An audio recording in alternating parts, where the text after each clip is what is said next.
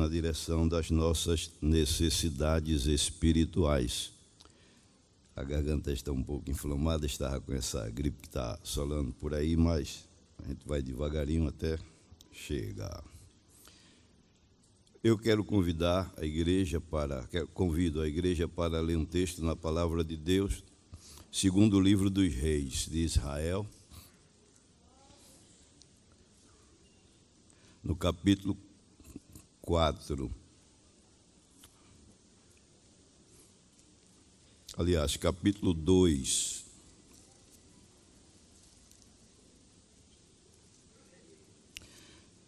Versículos 15 até versículo 22.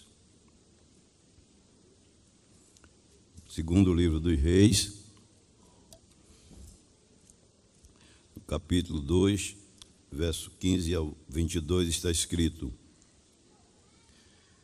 Vendo-o, pois, os filhos dos profetas que estavam defronte em Jericó, disseram: O espírito de Elias repousa sobre Eliseu. E vieram-lhe ao encontro e se prostraram diante dele em terra. E disseram-lhe: Eis que com teus servos há 50 homens valentes. Ora, deixa-os ir para buscar teu senhor. Pode ser que o elevasse o espírito do Senhor e o lançasse em algum dos montes, em algum dos vales. Porém ele disse: Não os envieis. Mas eles apertaram com ele até se enfastiar e disse-lhes: Enviai. E enviaram 50 homens que o buscaram 3 dias, porém não o acharam. Então voltaram para ele, tendo ele ficado em Jericó. E disse-lhes: Eu não vos disse que não fosses? E os homens da cidade disseram a Eliseu: Eis que é boa é a habitação desta cidade, como o meu senhor vê. Porém as águas são más e a terra é estéril. E ele disse: Trazei-me uma salva nova e ponde nela sal. E lhe a trouxeram. Então saiu ele ao manancial das águas e deitou sal nele. E disse: Assim diz o Senhor: Sararei estas águas, não haverá mais nela morte nem esterilidade. Ficaram, pois, sãs aquelas águas até o dia de hoje, conforme a palavra que Eliseu tinha dito. Amém. Meus irmãos, como é bom a gente meditar na palavra do Senhor e aprender. Sempre que lemos a palavra de Deus, aprendemos. E sempre estaremos aprendendo, porque é uma fonte inesgotável. E também, além de aprender, é bom porque a gente ouve a voz de Deus falando com a gente. E também recebemos a direção dele para muitas coisas na nossa vida. Crentes regidos pela palavra de Deus. E nesse texto aqui no Velho Testamento, esse acontecimento aqui com o profeta Eliseu e a cidade de Jericó traz para a gente algum ensinamento na nossa vida espiritual. Aqui nós vemos que houve, em primeiro lugar, um reconhecimento daqueles homens de que a atuação de Deus também na vida de Eliseu era uma realidade, depois que ele foi separado de Elias, quando Elias terminou seu ministério aqui na terra. O versículo 15 diz que eles ficaram à beira do Jordão e presenciaram Eliseu voltando da viagem com Elias sozinho, desta feita o rio aberto, e ele caminhando, transitando pelo meio. Os irmãos sabem que toda coisa sobrenatural causa especulação, causa admiração, causa alguma atração, alguma coisa assim dessa natureza. E certamente quando ele estava com Elias, que Elias disse: eu vou ao outro lado do Jordão, fica aqui que eu vou ao outro lado. Disse: viva o Senhor Deus, não te deixarei, estarei contigo. E foi quando ele seguiu, feriu o rio, e o rio se abriu, os dois passaram, e lá do outro lado aconteceu a separação. Mas Eliseu, muito vigilante, a capa caiu, coisa que ele estava muito esperando e vigilante, ele segurou a capa e entendeu aquilo como algo de Deus na sua vida. Só que ele precisava de voltar para Gilgal. E quando ele voltou, o rio já tinha fechado, estava do outro lado, o rio cheio. Mas ele fez a prova dele com Deus, quando ele pegou a capa de Elias e dobrou e disse: aonde está o Senhor Deus de Elias? Aí colocou, aí o rio se abriu, ele passou, e ali ele pegou a convicção de que o seu ministério estava sendo comprovado, confirmado por Deus. Mas do outro lado tinha os homens que estavam observando e viu o milagre acontecer. E quando viram, ele disse assim: olha, o espírito de Elias está sobre Eliseu. Em outras palavras, ele estava dizendo: os milagres que Deus fazia através de Elias, também agora está fazendo com Eliseu. Olha o rio aberto, olha ele atravessando a seco. E quando disseram isso, Eliseu chegou cá e eles insistiram perguntando por Elias. E Eliseu disse: tu queres que a gente vá nesses montes? Eu tenho aqui homens valentes que pode ir procurando. Ele disse: não vá não. Eliseu já sabia o mistério que tinha acontecido, Elias já tinha sido arrebatado, mas aqueles homens insistiram, e Eliseu disse: então vão. Aí procuraram para um lado, para o outro, não acharam, como diz aqui o texto, não vou ler todos. E quando voltaram, aí reconheceram a aprovação de Deus na vida de Eliseu, se prostraram, e como diz aqui no verso 19, diz assim: logo que chegaram, apresentaram um problema da cidade de Jericó a Eliseu. No verso 19 diz assim: então voltaram para ele, tendo ele ficado em Jericó, e disse-lhes: eu não vos disse que não fosseis? E os homens da cidade disseram a Eliseu: eis que boa é a habitação desta cidade, como se vê, como meu senhor vê. Porém as águas são mais e a terra é estéril. No verso 20, Eliseu, ele não fez nenhuma especulação ou coisa semelhante, foi logo resolver o problema. Diz que ele disse: trazei-me uma salva nova, ponde nela sal, e lhe a trouxeram. Aí quando chega no verso 22, aí a Bíblia diz que ele, usado por Deus, disse: ficaram, pois, são aquelas águas até o dia de hoje. Eliseu resolveu o problema daquela situação. Quando a gente lê um texto na Bíblia, a gente tanto observa o lado histórico, que é esse que está relatado aqui, como também a gente observa a mensagem do lado espiritual que Deus quer, através do seu Espírito, transmitir ao povo, às pessoas. Tudo que está escrito na Bíblia para o nosso ensino foi escrito. A Bíblia não é um livro de história para contar somente as histórias do passado. Não, a Bíblia é o livro do Criador. A Bíblia é o livro de Deus. A Bíblia é a revelação de Deus à humanidade, a sua palavra. Então, ele logo aqui, na aplicação espiritual, a gente já começa a perceber alguma coisa aqui. Primeiro, no versículo 19 diz assim: e os homens da cidade disseram a Eliseu: eis que é boa a habitação desta cidade, como o meu senhor vê, porém as águas são más e a terra é estéril. A primeira coisa que nós começamos a ver aqui é que Jericó era uma cidade, como diz aqui, bonita, atraente. Eles até disseram assim: como o meu senhor está vendo como é agradável essa cidade.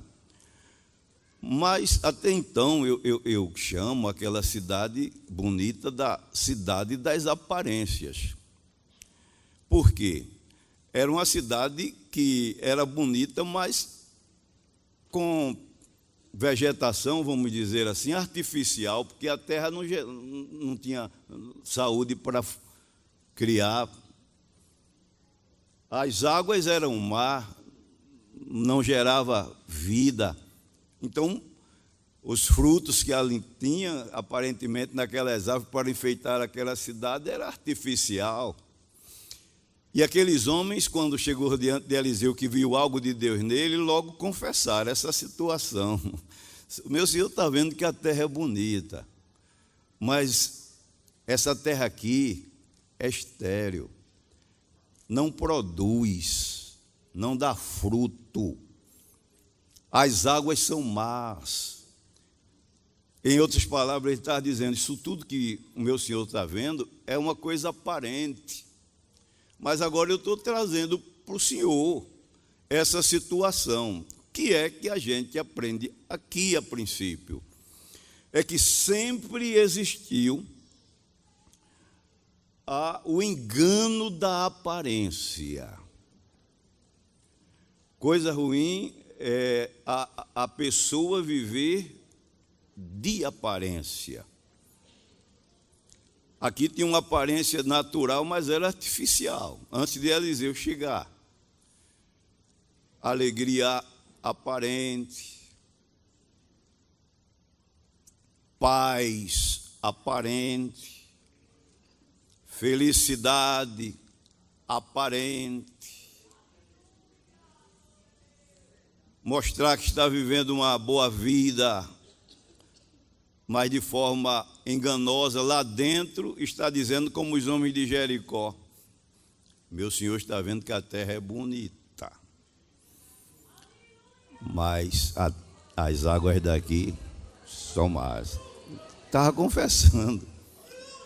A terra é agradável, como o senhor está vendo, mas é estéril. Eliseu chegou ali para dizer: basta de aparência, basta de viver uma vida enganosa, basta de viver uma vida de faz de conta. Paz só é boa quando a paz é real. Felicidade só é boa quando a felicidade é real. O sorriso é natural e agradável quando o sorriso é real. Nosso Deus cura das aparências. Glória a Deus. E a gente aprende aqui com o profeta, nessa situação que foi certamente o seu segundo milagre, que Jericó ele já conhecia também. Ele diz: bem como o meu senhor vê, como o meu senhor vê. Porque Jericó era aquela cidade desenhada, aparente, mas espiritualmente também.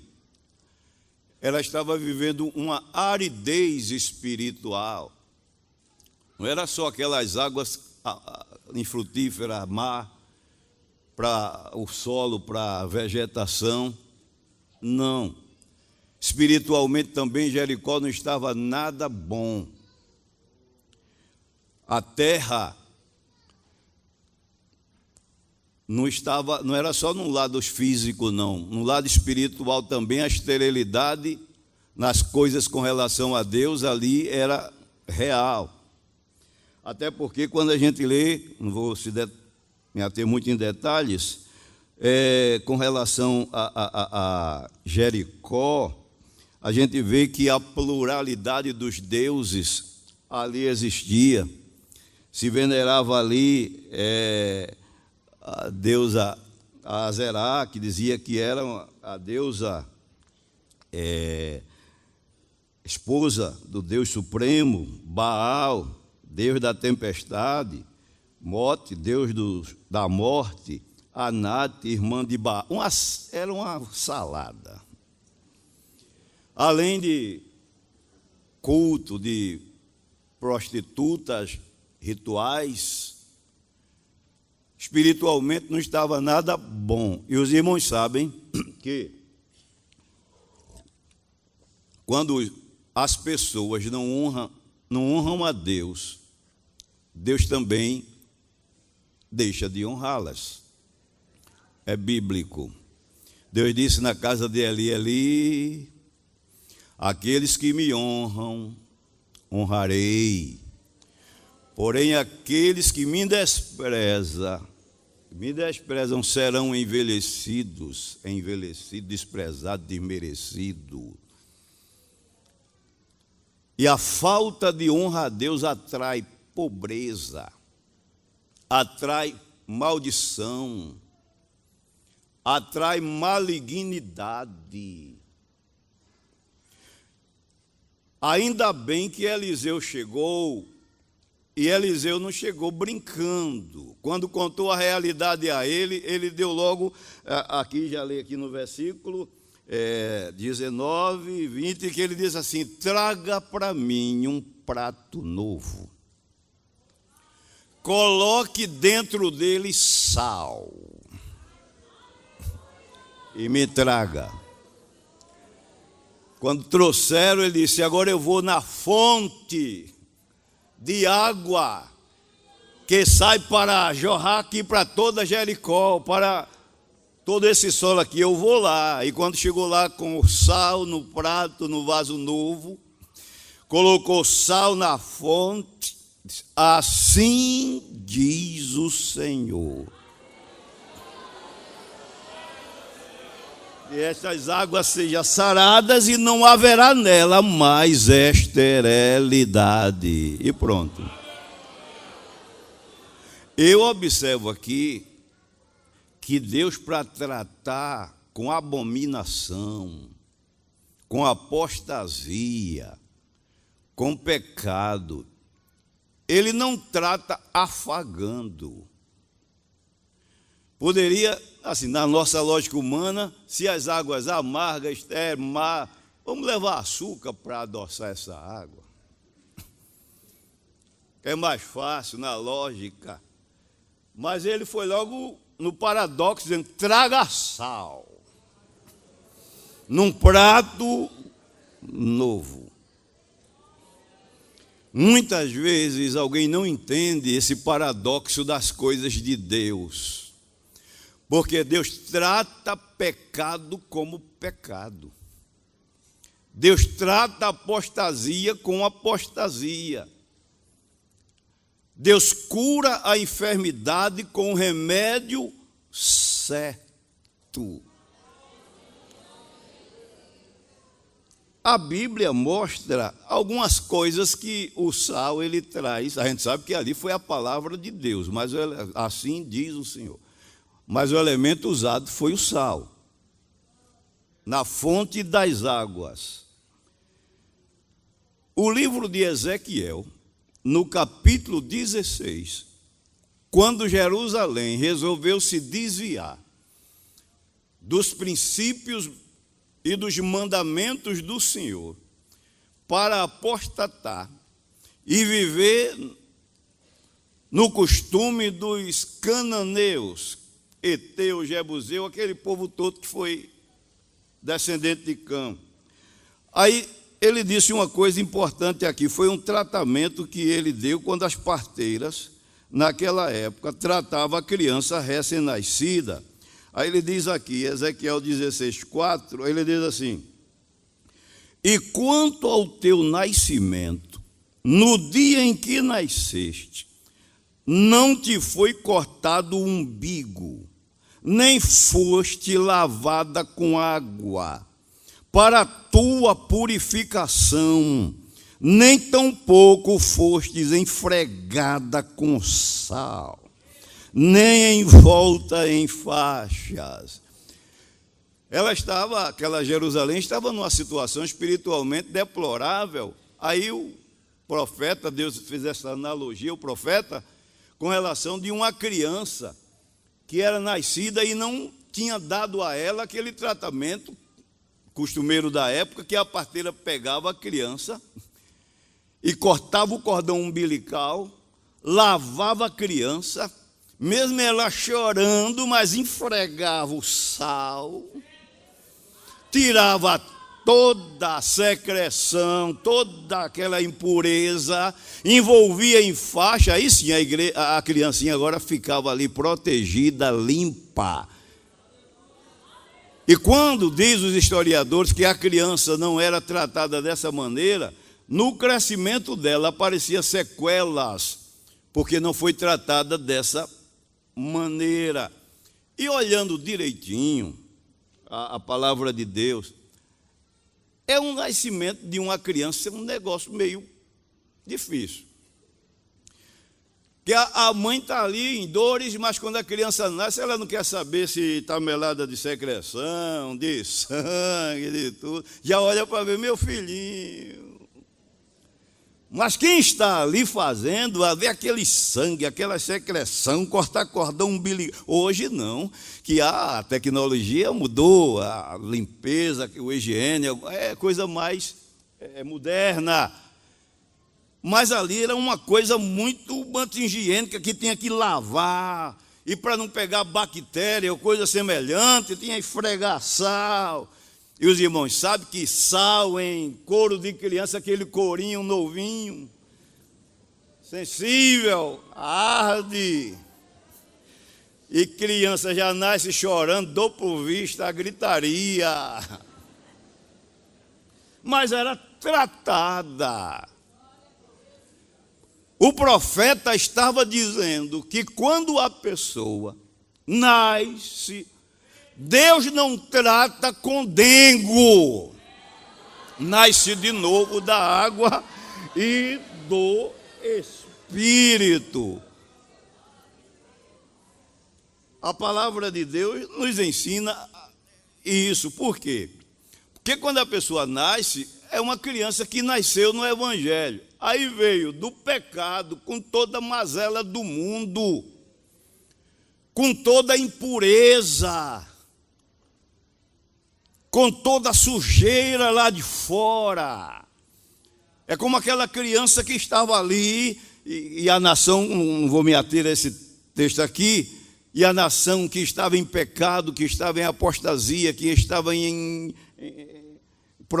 prostituição cultual e uma série de coisas, adoração a ídolos.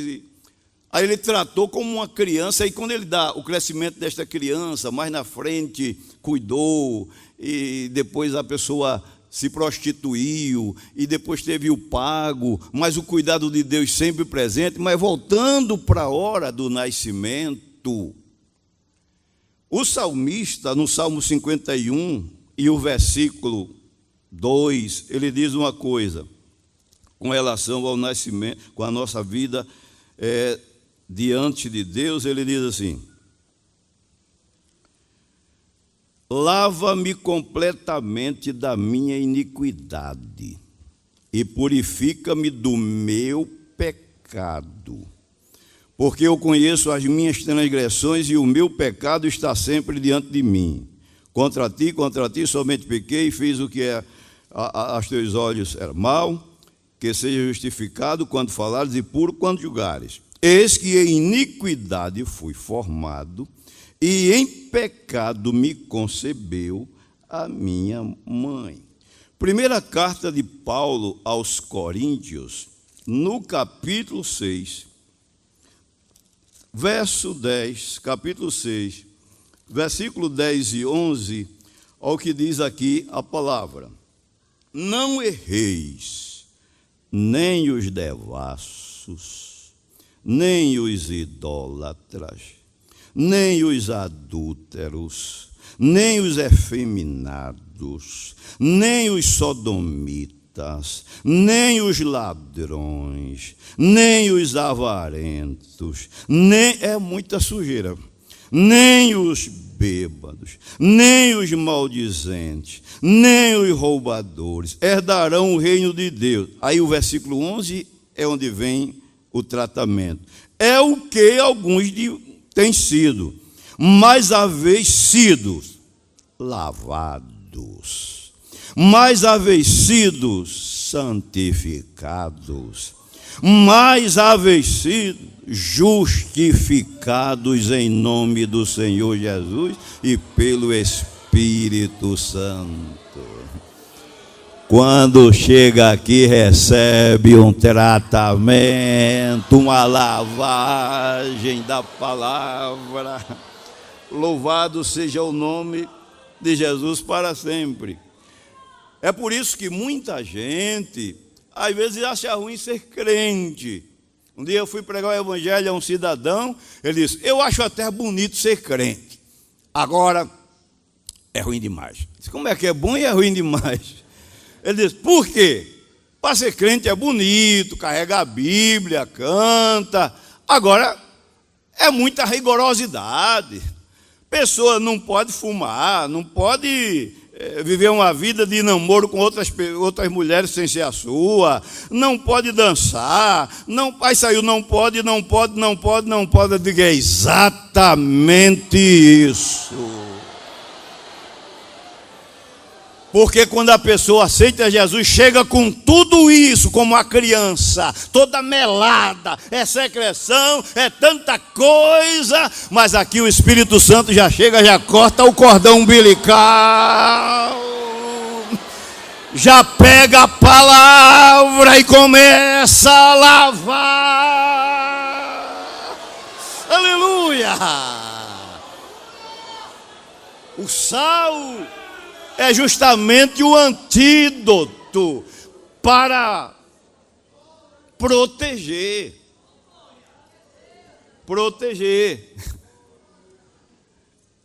É por isso que quando alguém chega e Deus começa, o Espírito Santo começa a lavar com sal. Esse sal que eu estou falando aqui, né?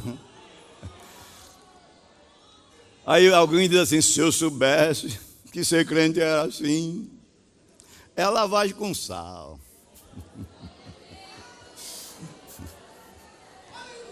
Quando eu não era crente, eu não passava por isso, não sofria isso, mas agora eu passo e tenho que ficar calado. É lavagem com sal. Quando chega aqui, não pode chegar, continuar bebendo, continuar fumando, continuar adulterando, continuar nas práticas de pecados. E às vezes tentar enganar uma vida de crente fiel, mas que às vezes vive uma vida de pecado e uma alegria aparente. Uma espiritualidade aparente. Às vezes fala a língua para impressionar alguém, mas lá por dentro está vivendo uma tristeza, está vivendo um pecado que está machucando, está vivendo alguma coisa. Só que nessa igreja tem o Espírito Santo. E quando a palavra de Deus é aberta e começa a ser explicada, ela vai onde está você, porque é a espada do Espírito. E Deus não quer crente vivendo de aparência, alguma coisa que vem tirando a tua alegria, a tua fidelidade. É hora de dizer: eu preciso desse sal. Eu preciso dessa água limpa. Eu preciso de ser curado dessa esterilidade espiritual. Mas os irmãos percebem que esse assunto é um tanto exortativo.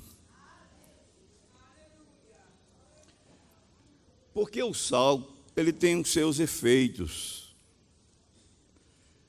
Por exemplo, o crente passa a influenciar, a pessoa passa a influenciar, porque o sal, ele tem a sua influência. Atos dos Apóstolos, capítulo 11, verso 22. A Bíblia diz que quando Barnabé chegou diante daqueles irmãos, houve uma grande alegria. E por causa da influência de Barnabé, muita gente se uniram ao Senhor. Você que está, Senhor Deus, você que está me ouvindo, claro, Jesus disse: vós sois o sal da terra. Você tem que influenciar para o bem no teu trabalho, na tua casa, aonde você passa. É o que nós aprendemos aqui na palavra de Deus. Porque a vida do crente, ela é diferente da vida do não crente. Ela salga. Um jovem se formou e me convidou, disse: olha, pastor, eu vou dar uma palavra de gratidão lá com a turma. E como o senhor é nosso conhecido, chega a ser quase parente, eu gostaria que o senhor... Eu vou para... Como é que vai ser? Não, vai ser a turma lá toda reunida, e eu vou dar aquela palavra de gratidão, e o pessoal vão agradecer a Deus comigo. Eu digo, vamos. Eu cheguei, me sentei lá por trás dali, fiquei olhando que ele ia falar e agradeceu a Deus. Só que aqueles alunos chegaram com garrafa de cerveja, de pitu, de tanta coisa, colocaram debaixo das cadeiras. Eu olhei e disse: que negócio é isso? Que gratidão a Deus é essa? Bomba alguma coisa, aí o irmãozinho lá agradeceram. Aí um atrás que estava assim, diz assim: vamos começar agora. Aí todos disseram, não. Disseram, por quê? Respeito. O irmãozinho lá estava falando: respeito o irmão. Deixa ele terminar. Quando ele sair, a farra começa. Mas enquanto ele estiver aí, respeita. Sabe o que é isso? É o sal salgando. Sal influencia. Sabe por que é que naquela conversa lá na faculdade, na firma, lá no trabalho, na instituição, quando você chega, o povo para, é por causa do sal. Chegou o irmão, para. Chegou a irmã, para. Você está salgando. Ou você já se tornou insípido, entra na farra, entra no batuque, entra na dança, entra na bebida. Está vivendo uma Jericó enganada, de falsa aparência. Mas o Espírito Santo, quando você começa a ouvir a palavra, ele começa a fazer o tratamento na tua vida espiritual. O crente pode estar em situações, em lugares como esse, no entanto, salgando, sem se contaminar. Daniel, no capítulo 1, versículo 8, todos os irmãos já conhecem que Daniel estava em Babilônia. Um lugar de promiscuidade, de idolatria. Mas a Bíblia diz: e Daniel assentou no seu coração de não se contaminar com os manjares do rei. Louvado seja o nome de Jesus para sempre. Outra coisa que o sal faz ele é notado. Interessante que ele aparece quando está no pacote,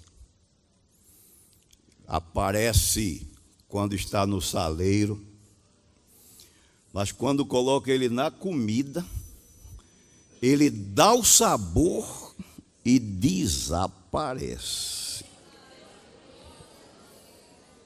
É tanto que aqui o sal, eu estou aprendendo aqui, o sal fala de humildade também, porque na cozinha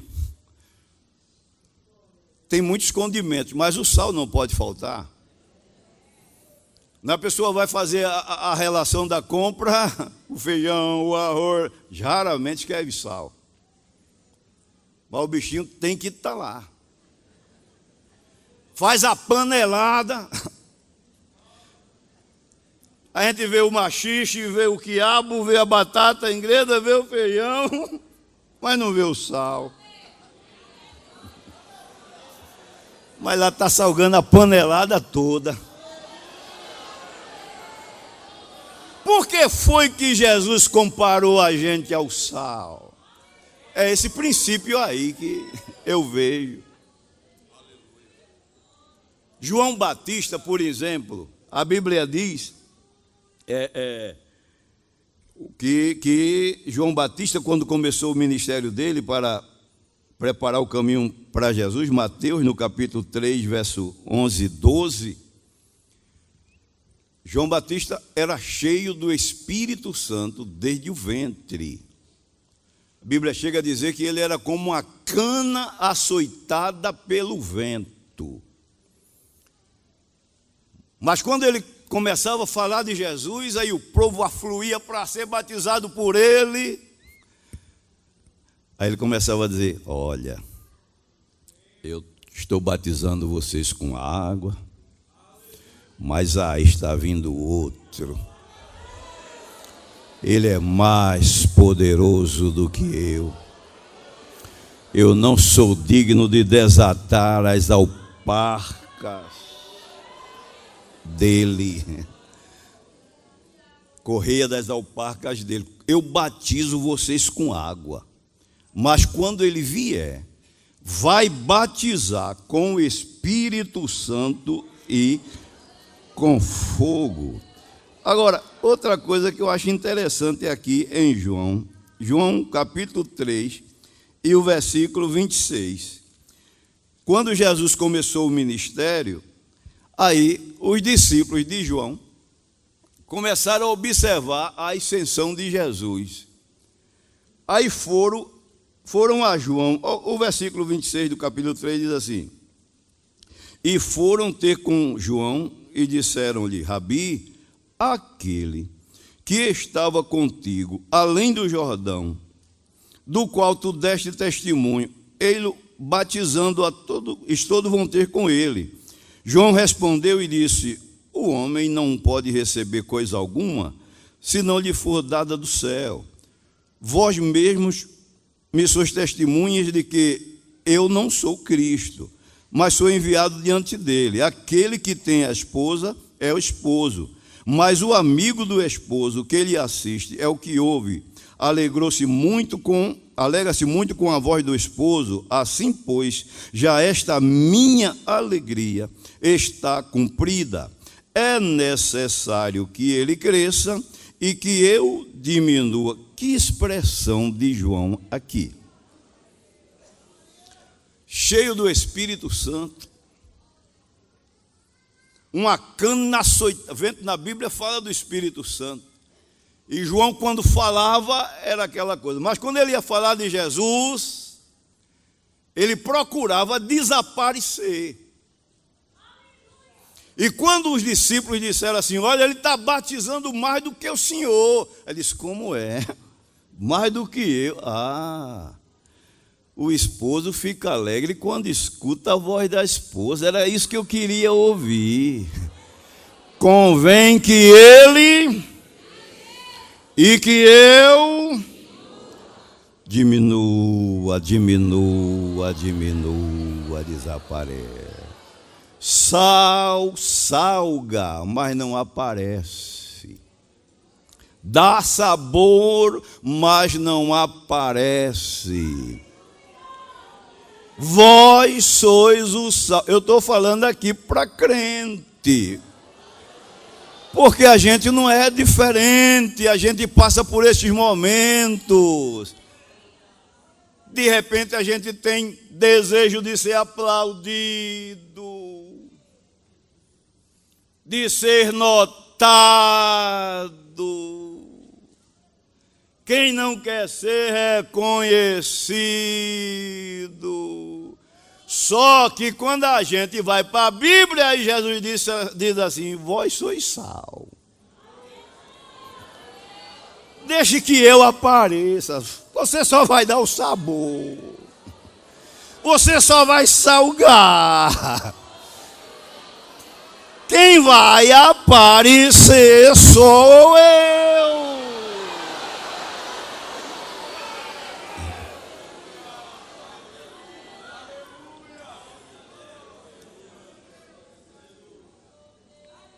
Muitas vezes a gente está trabalhando na igreja, você, nós.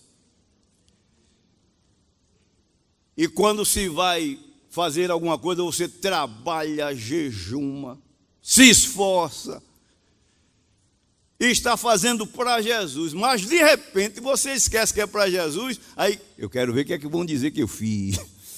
Eu quero ver se não vão falar no meu nome. Eu quero ver se não vão reconhecer o que eu estou fazendo. Aí você hoje está ouvindo que Jesus disse que você é sal.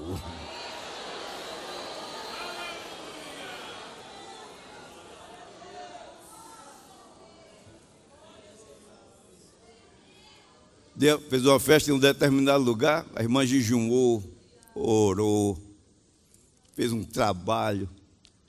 Aí a gente que sempre tem o costume de dizer: irmãos, pegue o nome das pessoas para a gente agradecer. A irmã pegou o nome de todo mundo, e a irmã que trabalhou mais, fez campanha de jejum, de oração, não pegaram o nome dela. Aí eu agradeci a todo mundo e não falei no nome dela. Quando terminou o culto, que eu fui passando, que vi, oh meu Deus, a irmã que mais trabalhou, encontrava ela em jejum na igreja, vou lá pedir perdão e desculpa a ela. Quando eu cheguei, disse: minha irmã, eu vim lhe pedir perdão e desculpa, falei no nome de todo mundo, e a senhora que jejuou, trabalhou, ajeitou, cooperou, eu nem toquei no seu nome, ela fez: oh, glória a Deus. Eu achei tão bom, pastor, porque eu não fui para o Senhor, eu não fui para me aparecer, eu não fui para ninguém, eu fui para Jesus, e Jesus salvou, Jesus batizou, Jesus curou, Jesus foi engrandecido. Eu estou satisfeito. Você sabe. Deixa Jesus aparecer, desaparece.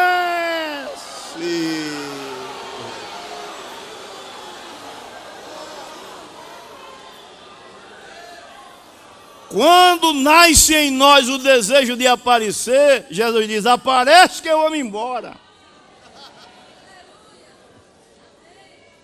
Aí a gente fica aparecendo sozinho. Mas quando a gente diz: Jesus, Jesus, vem cá, Jesus, tem misericórdia de mim, Jesus, vem cá, aparece, Jesus, fala aqui, Jesus diz: sai de cena que eu vou ser glorificado, que eu vou aparecer. Vós sois o sal, salga, mas não aparece. Você que trabalha em órgão de conjunto, de coral, de cantor, de pregador, essa mensagem é para mim e para você. Porque se a gente não tiver cuidado, tem vezes que Jesus usa você pela misericórdia dele.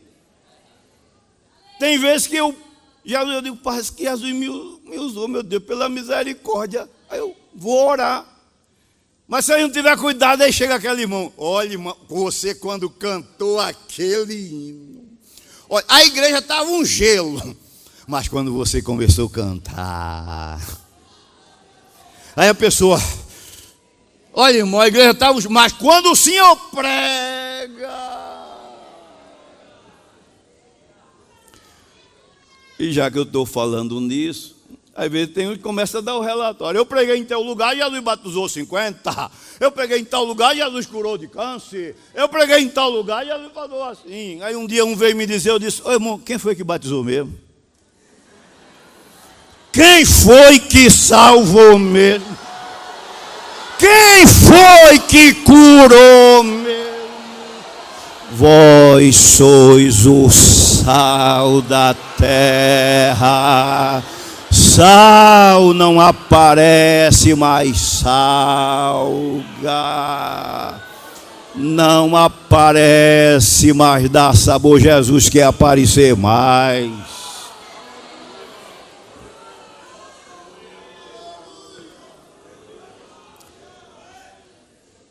O sal, ele tem as suas propriedades, suas características que ele não perde. Por isso que Jesus usou a figura do sal. Na Bíblia tem várias comparações, alegorias também, comparando a nossa vida. Jesus disse que a gente não é como vocês, vós sois o sal.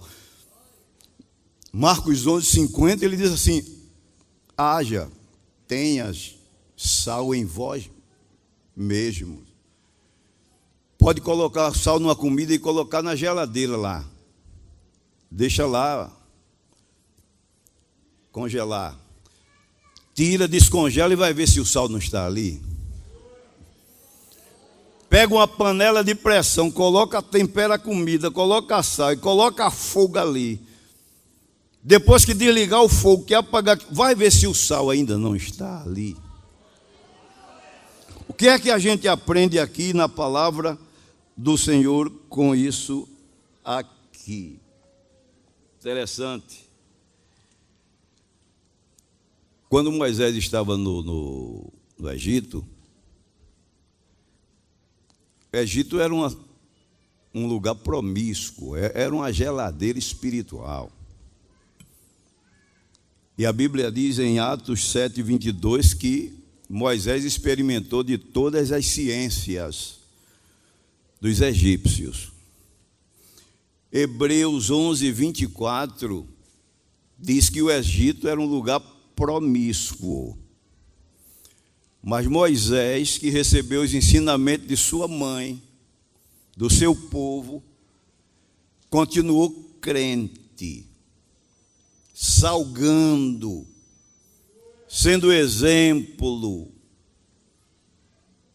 Às vezes a gente encontra uma pessoa na igreja, direitinha, servindo a Jesus, daqui a pouco passou no vestibular, coisa que benção, maravilha, como se junta com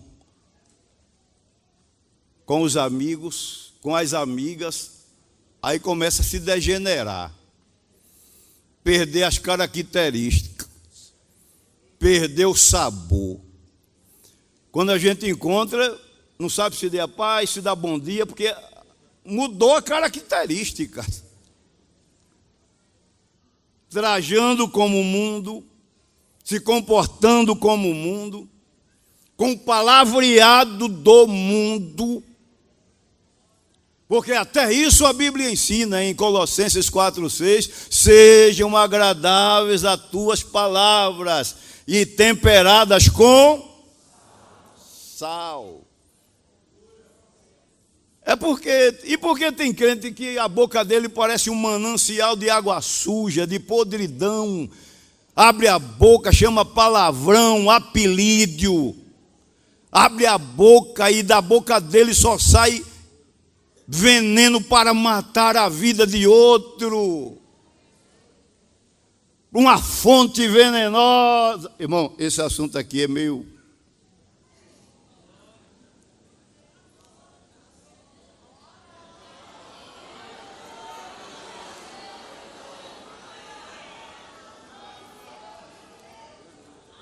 Às vezes você senta perto de um irmão, glorifica, graças a Deus, mas às vezes Senta perto de um que começa assim. Já vi se fulano, aquilo não presta não. Aquilo ali é a pior espécie possível. Sabe o que foi que ele praticou? Sabe o que foi que... Aí começa. Falta temperar com sal. Essa língua, essa boca. E quando o sal chega, as águas não ficam mais venenosas, vai produzir vida. Moisés,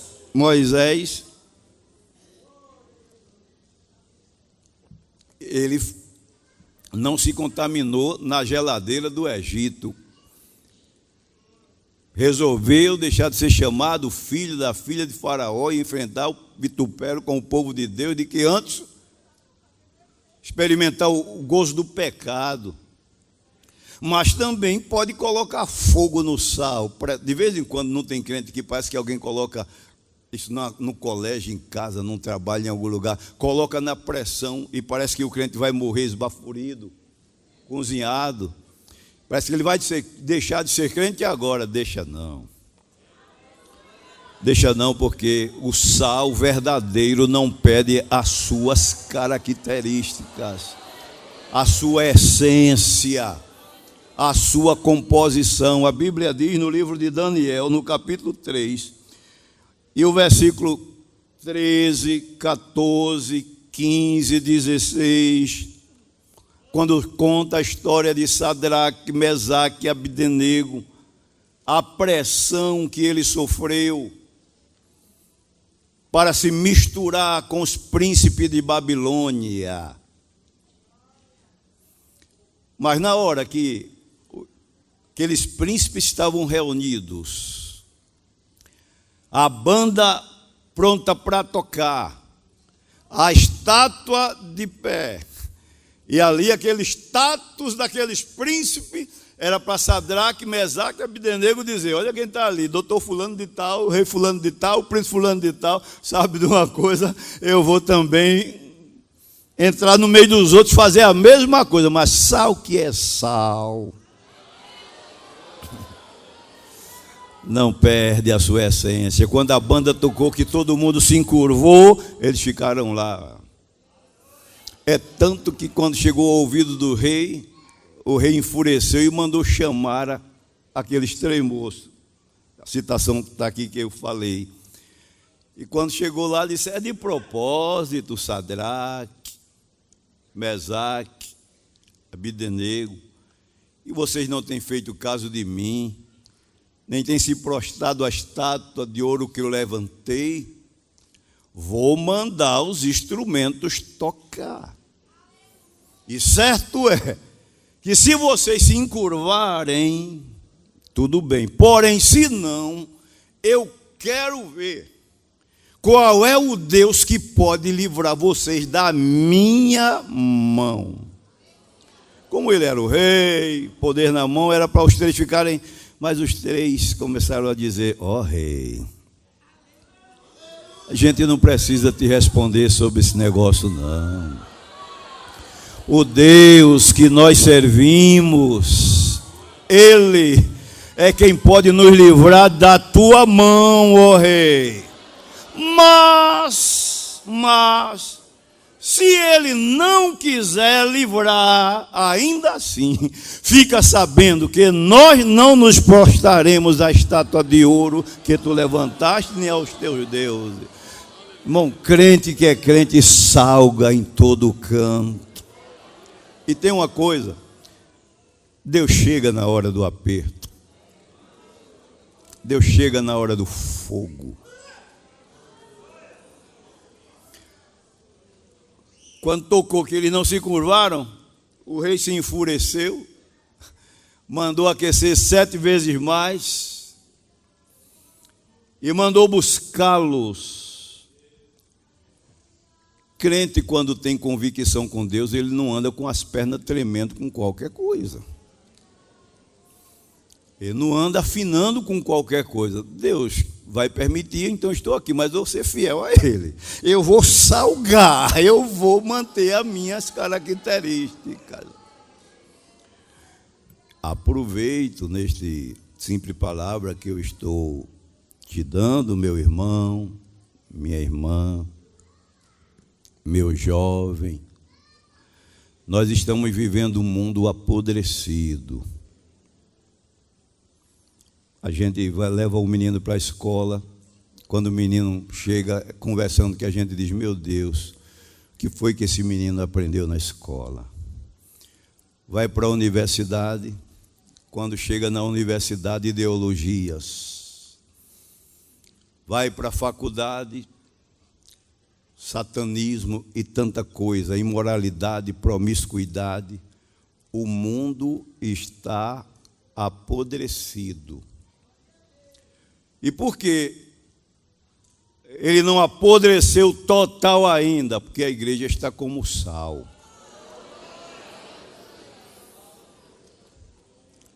O sal conserva. Carne, antigamente, quando não tinha geladeira, metia sal na carne e amarrava lá, passava o tempo todo, o bicho não dava. A carne não apodrecia por causa do sal.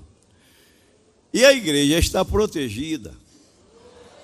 É por isso que quando chega lá na universidade, seja onde for, na rua, no trabalho, que Satanás quer levar o veneno, quer levar o bicho, quer levar a podridão, mas o sal protege, e você está aqui protegido pela bondade, pela graça, pela misericórdia de Deus. Você tem sido sal, ou já perdeu o sabor, ou já se tornou insípido. A palavra de Deus serve de alerta para cada um de nós. Eliseu, quando chegou e disse: traz uma salva nova, coloca sal dentro, me leva na fonte. E quando chegou lá que colocou sal, a esterilidade saiu, o veneno saiu, Jericó saiu da aparência, os montes começaram a reverdecer, a água potável começou a aparecer, e alguém certamente perguntou: o que foi isso que o profeta fez? Ele fez o quê? Certamente aqueles homens disseram: ele levou sal, colocou sal na fonte e veio essa saúde para nós. Termino dizendo: saia da aparência. Nós estamos vivendo o século das aparências. Seja como alguém fala de irmão Tomé, porque Jesus chamou a ele e deu um carão nele. Mas quando disseram: Tomé, Jesus ressuscitou, Tomé. Aí Tomé disse: o quê? Jesus ressuscitou. Todo mundo. Aí Tomé disse: se eu não pegar na mão dele, se eu não pegar na cicatriz da mão dele, se eu não pegar do lado dele. Lá na frente Jesus disse: Tomé, eu sou o caminho, a verdade e a vida. E vocês bem sabem para onde eu vou e conhecem o caminho. Aí Tomé, na aparência, sem conhecer, aí Jesus sabe de uma coisa: eu nem sei para onde tu vai, nem sei o caminho. Não é melhor ser sincero? Jesus disse: Tomé, eu sou o caminho, a verdade e a vida. Ninguém vem ao Pai senão por mim. E por que ele duvidou? Jesus descartou Tomé? Não. Jesus, quando ressuscitou, foi lá no recinto fechado, não estava, e fez: Pai seja convosco. Foi lá onde estava o irmão Tomé e disse: Tomé, vem cá, Tomé. Me dá tua mão aí, Tomé. Pega aqui, Tomé. Passa a mão aqui, Tomé. Aí Tomé passou, viu a cicatriz. Pega aqui na minha mão, Tomé. Quando Tomé viu a cicatriz, aí fez: Senhor meu, Deus meu. Jesus descastou Tomé? Não, porque Tomé não gostava de andar de aparência. E nesta noite a palavra de Deus é: sai da aparência, vive uma vida real, vive uma vida sincera diante de Deus. Basta de aparência. Já estás cansada de aparência, cansado, mas recebe a voz do Espírito